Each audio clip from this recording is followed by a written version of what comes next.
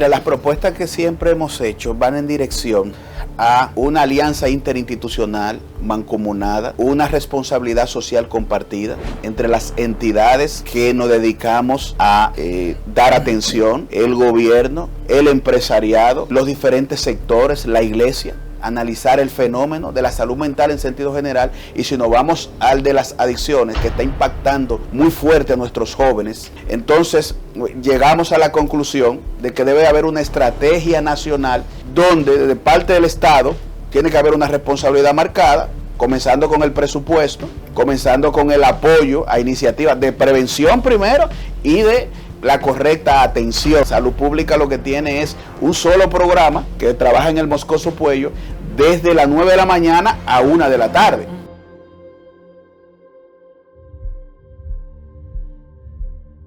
Bueno, Janoy Vargas, quien es nuestro consultor de cabecera, lo que le consultamos con cierta regularidad en estos temas de salud mental, porque es un gran especialista en la práctica clínica, ¿no, Janoy?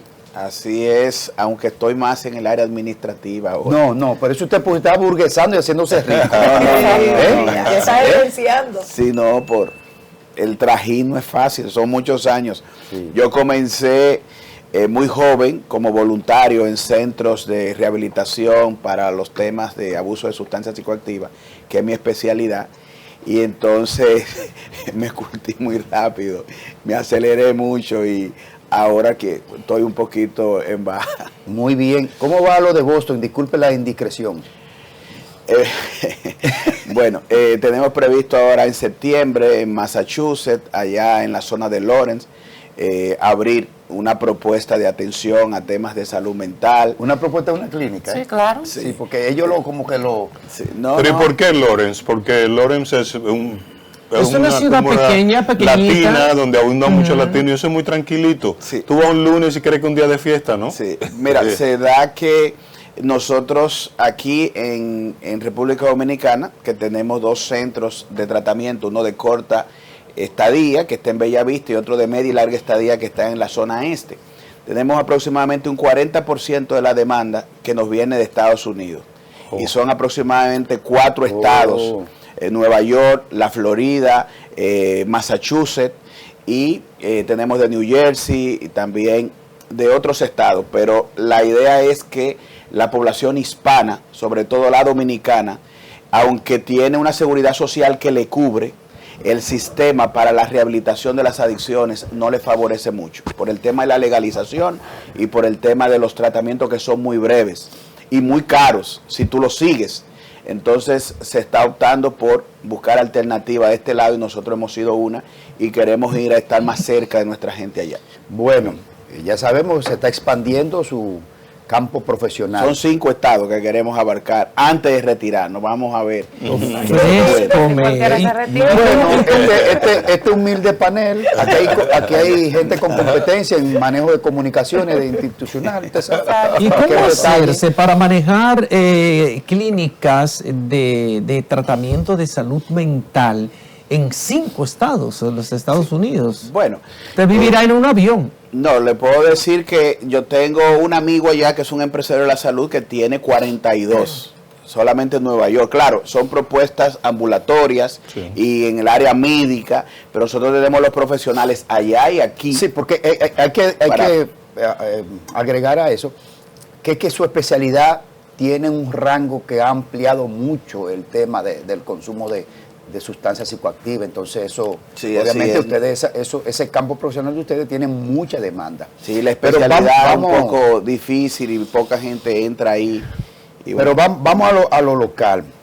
Este caso de John Raymond Durán, diagnosticado según unos documentos que nos enviaron, con bipolar tipo 1. Vamos a comenzar, ¿qué es un bipolar tipo 1? Primero, ¿qué es un bipolar? Y después, ¿qué es un tipo 1? Bien.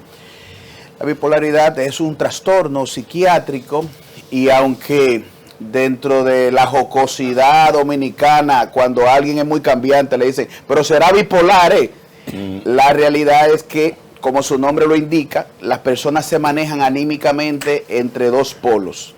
Uno que es el de la depresión y el otro que es el de la manía. Entonces, la depresión se caracteriza obviamente por esos síntomas que son conocidos por parte nuestra. Una persona ensimismada, retrotraída, con pensamientos autolesionantes, que se aísla, que no participa de una vida social y bueno, que tiene a veces pensamientos recurrentes de ideaciones suicidas. Y el maníaco es ya el otro polo, donde la persona es muy efusiva, expansiva, una logorrea constante, no te deja hablar. ¿Y qué es eso, logorrea? Es decir, que habla. Cuidado. No, exceso de habla. Okay. Entonces con ideaciones obviamente un poco megalománicas, como delirio de grandeza, con múltiples proyectos, todo al mismo tiempo. Tú te das cuenta que no está como en sus cabales, que está muy alterado. Entonces la depresión te va en esos dos niveles anímicos, ¿verdad? Y la tipo 1 se caracteriza mucho porque los elementos maníacos son más acentuados que los depresivos.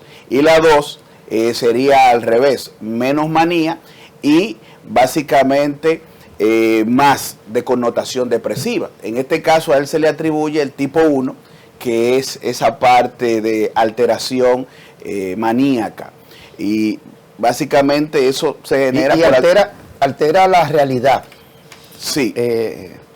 O sea, la realidad la ve de un modo diferente. Sí, cuando está, por ejemplo, la 1 y la 2, una de las características también en la 1 es que se hace más acentuado el trastorno, porque en esa fase maníaca vienen ahí los delirios, donde tú te das cuenta que una persona te empieza a hablar de dinero de una forma como si no valiera nada. Yo tengo tantos millones, tantas empresas, y tú, conociendo a la persona, dices, no, pero esto está fuera de sí. Entonces ahí tú lo vas connotando en cuanto a la bipolaridad tipo 1. Entonces este caso en particular, Hanoi, ¿tú lo conoces, el caso de John Durán? Sí, le hemos venido dando seguimiento desde que impactó la puerta del Palacio, y dicho sea de paso, el colega o amigo Mariano Abreu ha sido defensor de traer a relucir que esta persona tiene unos antecedentes importantes, tanto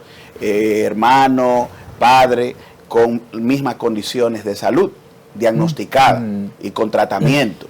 Entonces, desde el punto de vista de la predisposición genética, es importante entender que el origen de esta enfermedad tiene ese componente y por lo tanto, dentro de un historial psicosocial, tú te das cuenta si dentro de la familia ha existido o ha estado presente este trastorno, que las posibilidades son importantes cuando alguien lo presenta para su diagnóstico, porque fíjate que impactar la puerta del Palacio, cualquiera puede decir, no, se hizo el loco para justificar, ¿verdad?, la acción. Sin embargo, el antecedente te dice, mira, hay que observar la posibilidad de que sea un trastorno real y pudiera estar implicado con otras cosas, pero ciertamente él tuvo un diagnóstico de esa naturaleza, ha evaluado psiquiátricamente. Doctor, ¿dónde aplica el término loco? Porque yo escucho muchas personas que cuando hay alguien que está atravesando por una condición de salud, que es esquizofrénico o sufre de bipolaridad, tal cual como usted ha estado estableciendo, utilizan el término loco. Y sí, usted mismo ahora mismo acaba en el argot popular, pero es una forma sincretista de como definir algo que tú no puedes con la especificidad o el expertise, el estudio o la educación que tengas poderlo definir.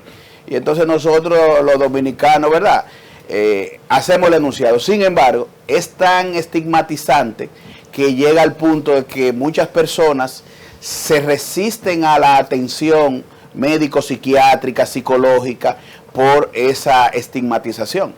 Porque eso es un término peyorativo. Eso es peyorativo, doctor. Sí, ciertamente. Pero no es exclusivo de este país, ¿verdad? No es un localismo eso, la palabra loco, para atribuírselo a alguien que tiene un comportamiento díscolo o alguna de las manifestaciones de locura. Aquí es donde más yo lo he oído. Tú oyes otras personas pero aquí es donde más se acentúa el concepto. Pero no es tan peyorativo, porque Una obra cumbre de Antonio Saglul dice mis 500 locos. Sí. Y él era muy cuidadoso. Y lo que pasa es que ahí está también la parte comercial, atractiva, de hacerla ya, porque se dice mis 500 trastornos o tal o cual cosa, muy técnico, pero el loco dice, bueno, incita a la lectura, vamos a ver,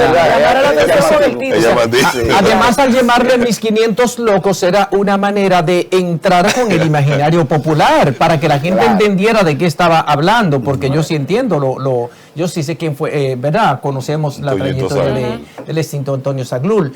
Eso pasa también con las películas. A veces el título con el que la promueven es un título totalmente diferente al título original de la película, pero en términos mercadológicos, para poderla vender y hacerla atractiva, le ponen otro título totalmente distinto. El enganche. Hablemos de no solamente de la bipolaridad, aunque podremos centrarnos en este momento en esto. ¿Cómo está la población dominicana en ese sentido? Porque verdaderamente aquí hay mucha gente que se hacen los locos, pero hay mucha gente que ciertamente tienen un trastorno y ni siquiera van a un médico, no saben que tienen ese trastorno. Entonces, ¿cómo estamos en ese sentido? Porque aquí tampoco se estudia nada. Aquí sí, no hay cifra casi de nada. Muy interesante la pregunta. Vamos a decir, los datos que nos da la ONU, nosotros vemos que en cuanto a carga de enfermedad, se resalta mucho dentro de los trastornos más frecuentes en el país el tema de la depresión. La bipolaridad es uno, la esquizofrenia, por ejemplo, y otros trastornos vinculados con una forma de ansiedad generalizada.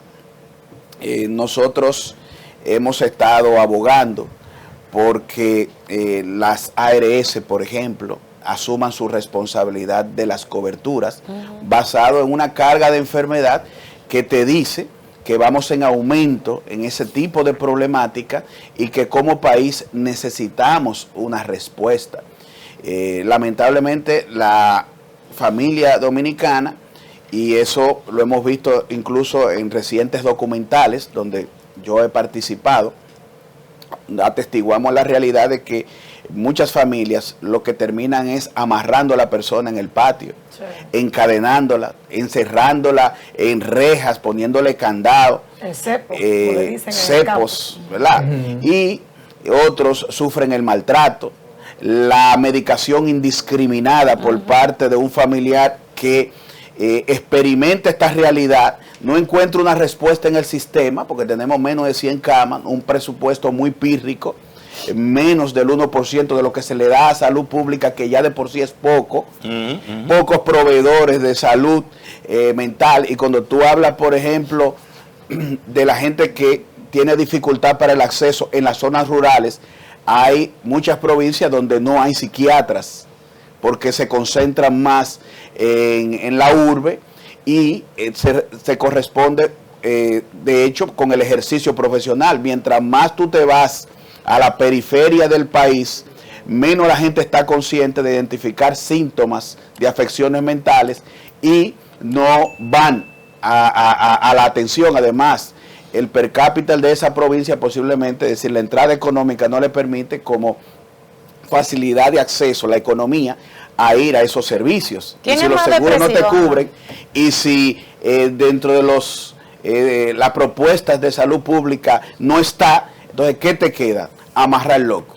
¿Quién es más depresivo, el hombre o la mujer? Y más o menos las edades en las que uno podría decir que ahora mismo hay un tope o es lo que estamos viendo, como que hay una explosión de que la juventud, por ejemplo, está totalmente depresiva en muchos casos ahora. Sí, se puede identificar como sintomatología más en la mujer, pero como acción de desencadenante en cuanto a quitarse la vida o tener pensamientos y acciones suicidas, el hombre.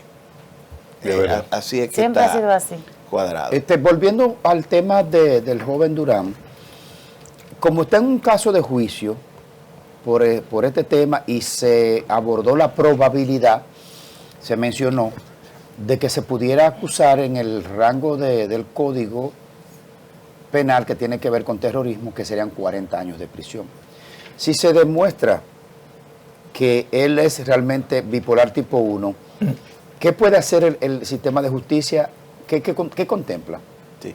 Mira, en la práctica, y lo vemos por el número de personas privadas de libertad con trastornos mentales, al no tener espacio el sistema dentro de lo que es la atención, ¿verdad?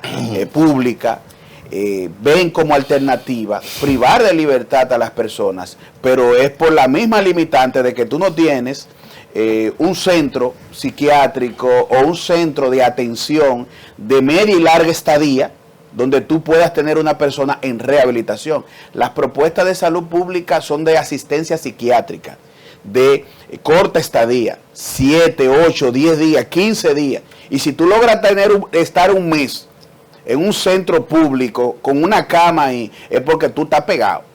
Porque ahí es terapia electroconvulsiva durante 4 o 5 días, te reseteé el cerebro, te mediqué, te fuiste, vengan los otros. Entonces, en un sistema como ese, donde tú puedes diagnosticar a una persona y entenderse que necesita una atención médico-psiquiátrica, pero tú no tienes dónde colocarlas, ahí viene la alternativa, privación de libertad. Pero eso, señores, es un desatino muy grande. Y ha sido la respuesta histórica a una serie de casos que deberían de tener ¿Cuál es el desatino de la autoridad en salud pública? Bueno, el desatino aquí es la parte de que tú identificas claramente que una persona tiene una afección mental y por no tener dentro del sistema público, ¿verdad? Dónde tenerle para su atención psicológica, médico-psiquiátrica, entonces tú le buscas la alternativa porque no lo puedes tener en la calle supuestamente. Entonces vamos a privarlo de libertad, pero en un sistema donde tú sales más trastornado todavía. Yo te puedo hablar de las afecciones mentales vinculadas con las adicciones, donde tú tienes pacientes de doble y múltiple diagnóstico. No solamente personas con problemas de adicción, tienes personas con esquizofrenia y adicción, bipolaridad y adicción, depresión y adicción. Pero esa persona, por su enfermedad, incurre en un delito menor, en un descuidismo, como nosotros decimos, rompe un cristal, saca una computadora. Es un heroinómano, pero tú tienes la ley 5088, que todavía a la fecha dice que a cualquier persona que le encuentren una mínima porción de LSD o heroína, el juez lo puede tipificar como traficante y darle una condena de 10 años. Entonces, bajo ese amparo de una ley desfasada, un muchacho con problemas de heroína, que vino quizás deportado, lo trajo de allá, o con fentanilo, que son derivados opiáceos, te le ponen 10 años.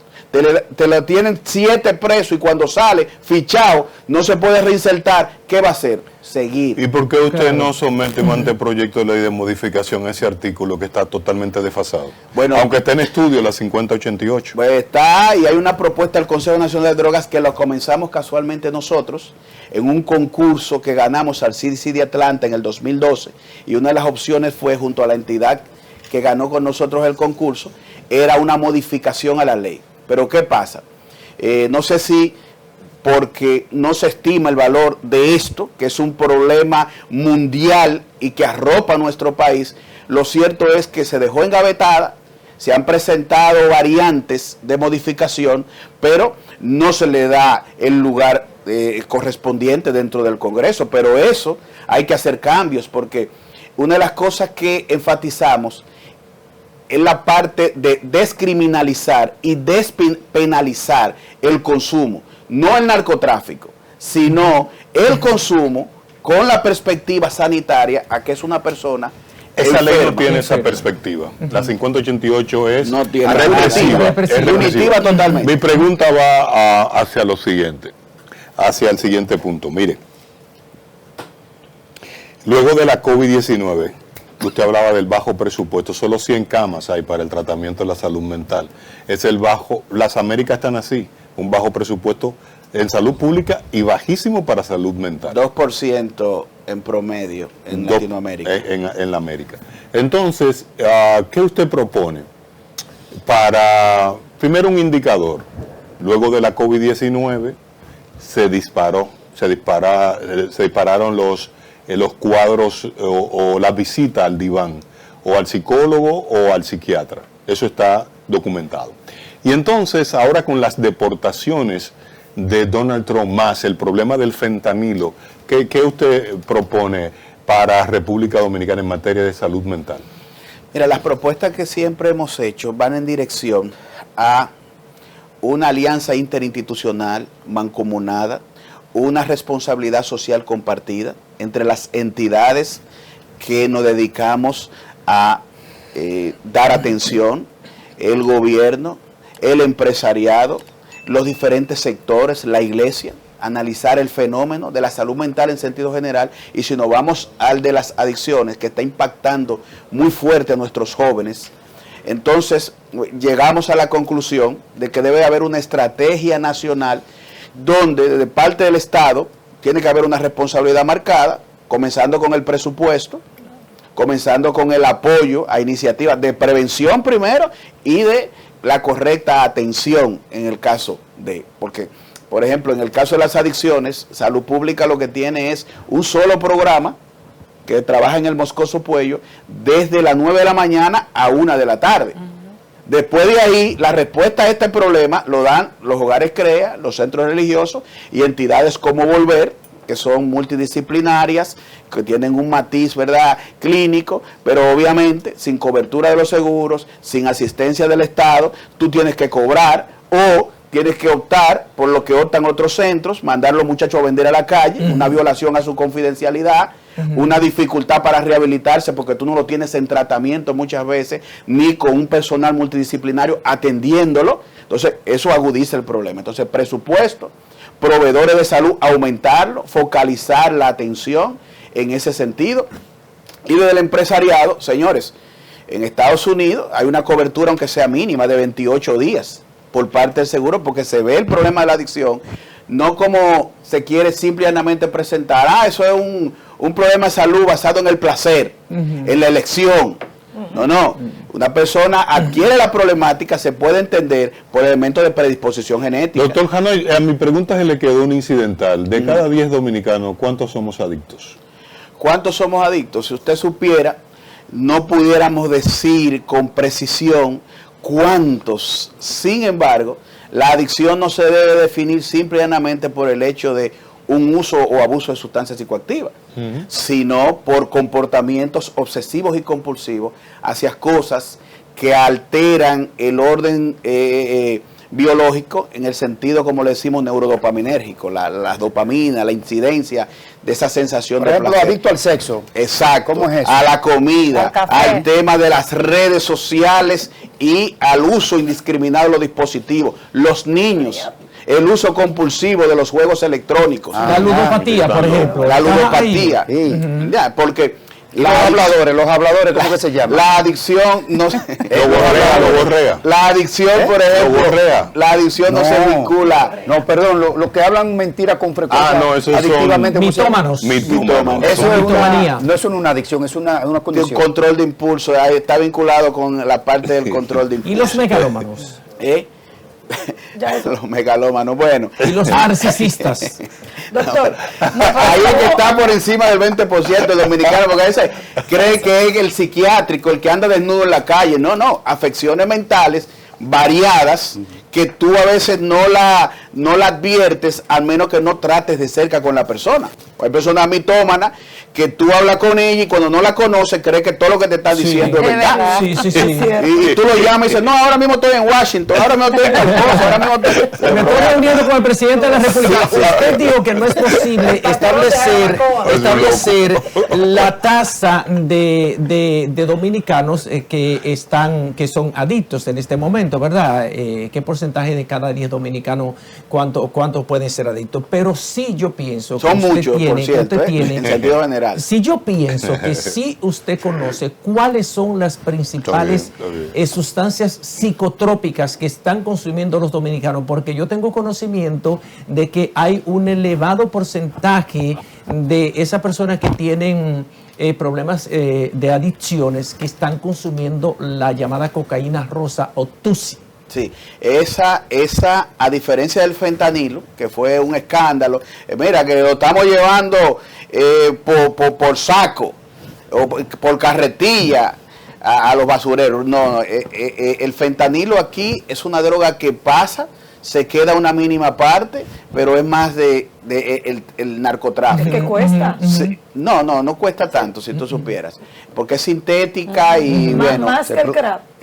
Más que el crack. Está categorizada por ahí desde el punto de vista de su coste, que son drogas económicas. Ahora el tusi, la cocaína, que son drogas de connotación más estimulante en el orden psicoactivo, sí son de mayor consumo el dominicano junto con el alcohol.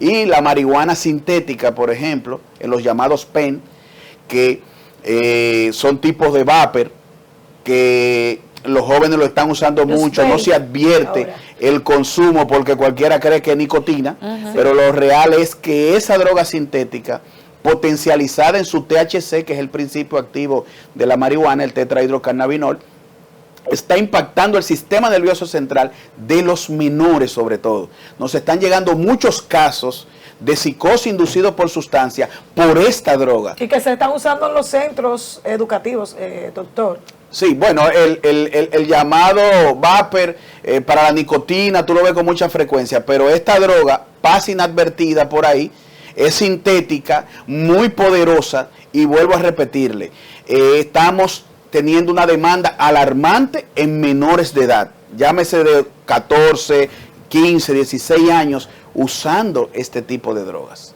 Bueno, está entrando en el tramo final, porque quiero dejar como claramente establecido el manejo judicial de los temas de personas con trastornos mentales. Este país, ¿en qué rango estamos manejando estos casos en el nivel judicial? A propósito de que hay en marcha una reforma penitenciaria, una nueva reforma penitenciaria. ¿Cuál sería la recomendación suya en estos casos de trastorno mental y el sistema de justicia? Mira, eso va a tener que ver con el delito, la acción cometida. Sin embargo, está claro que cuando una persona, por una afección mental que puede identificarse, diagnosticarse debidamente, que no es una manera de evadir la justicia, sino real. Nosotros tenemos que darle respuestas a esos casos si estamos interesados en el bienestar de las personas y la sociedad. ¿En qué sentido? Es que usted agarra a una persona con una condición de salud psiquiátrica y la priva de libertad, y usted no está teniendo una solución al problema, usted lo está agudizando, porque usted está llevando una persona con un nivel de vulnerabilidad o de alto riesgo para compañeros que también están privados de libertad, y ahí simplemente lo que se da es, ¿verdad?, un desorden. Y por lo tanto entendemos, debe de buscarse alternativa a instituciones que se prestan para que se hagan acuerdos, pero tenemos que ser cónsonos de que si vamos a dar respuesta juntos, usted tiene que ayudar, respaldar. Por ejemplo, acoger. Nosotros tenemos un centro que tiene 59 tareas de tierra y una vez propusimos abrir una unidad psiquiátrica para la zona este, donde lo único que se ha pedido es ayudar en la sostenibilidad de ese gasto operativo con el personal y lo que represente atender las personas ahí.